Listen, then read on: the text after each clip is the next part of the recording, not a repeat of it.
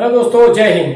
अगर आप इस वीडियो पे आ गए हैं तो प्लीज़ इस वीडियो को स्किप ना करें और इस वीडियो को पूरा देखें, क्योंकि मैं आपको एक बहुत इंपॉर्टेंट बात बताने वाला हूँ। दोस्तों, जैसा कि आप सबको पता है कि हमारे देश में अभी जो माहौल चल रहा है, हमारे देश में सिलेंडर की बहुत कमी है, पेट्रोल का बहुत शॉर्टेज है और हर जगह मैं देख रहा हूँ कि लोग कहीं गैस के लिए लाइन लगाए पड़े हैं, तो कहीं फिर पेट्रोल के लाइन लगाए पड़े हैं, कहीं सीएनजी नहीं मिल रहा है। तो इस तरीके से हमारे देश में जो आम नागरिक है, जो सिविलियन है, उन्हें बहुत सारी मुश्किलों का सामना करना पड़ रहा है।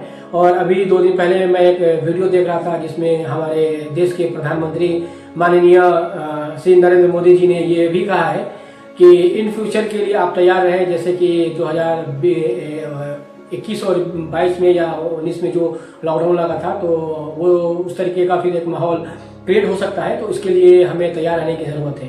दोस्तों, मैं आपसे सवाल ये करना चाहता हूँ कि आखिर ये हमारे देश में ऐसा क्यों होता है और इसका जिम्मेदार कौन है।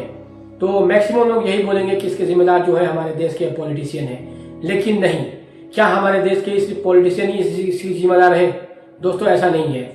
दोस्तों, हमारे देश में हर साल इलेक्शन आता है। कभी पंचायत का इलेक्शन आता है, तो कभी विधानसभा आता है, कभी लोकसभा आता है। हमें हर एक साल में हमें ऐसे पॉलिटिशियन को चुनने का मौका मिलता है जो हमारे लिए 5 साल सेवा कर सके। लेकिन क्या हम एक अच्छा पॉलिटिशियन चुनते हैं? क्या हम राइट पर्सन चुनते हैं? तो जी नहीं।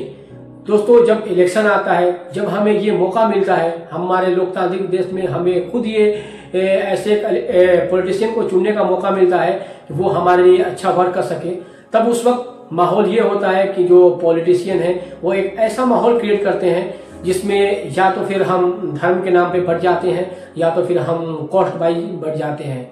उस वक्त बस हम यही देखते हैं कि वो हमारे जाति का है, वो हमारे धर्म का है। दोस्तों, बहुत बार ऐसा भी होता है कि जो हमारे क्षेत्र के जो हमारे एमपी हैं या हमारे एमएलए हैं, हमें नहीं पता होता कि वो हमारे एमपी का नाम क्या है या हमारे एमएलए का नाम क्या है, और उन्हें भी नहीं पता होता कि हमारा क्षेत्र कितना बड़ा है और हमारे क्षेत्र में कौन कौन से गांव हैं।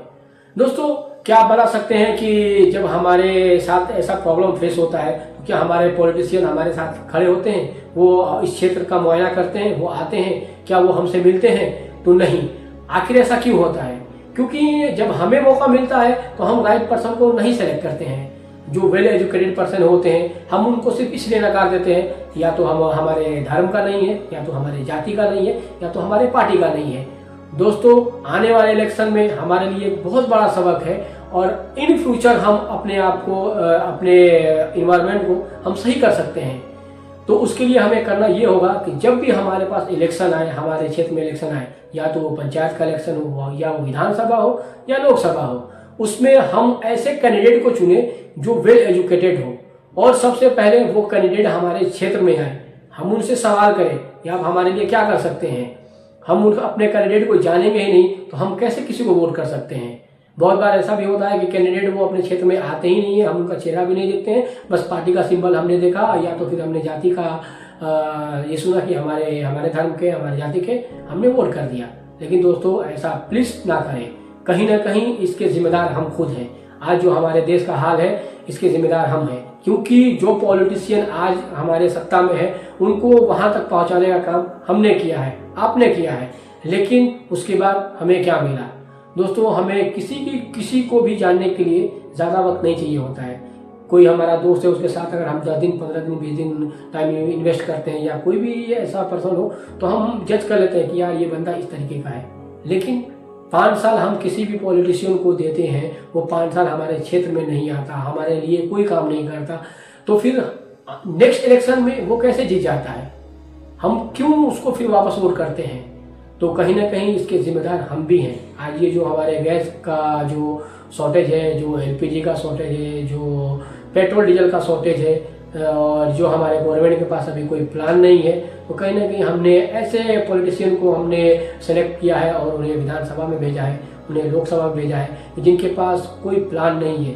वजह यही है, वो एजुकेटेड नहीं है।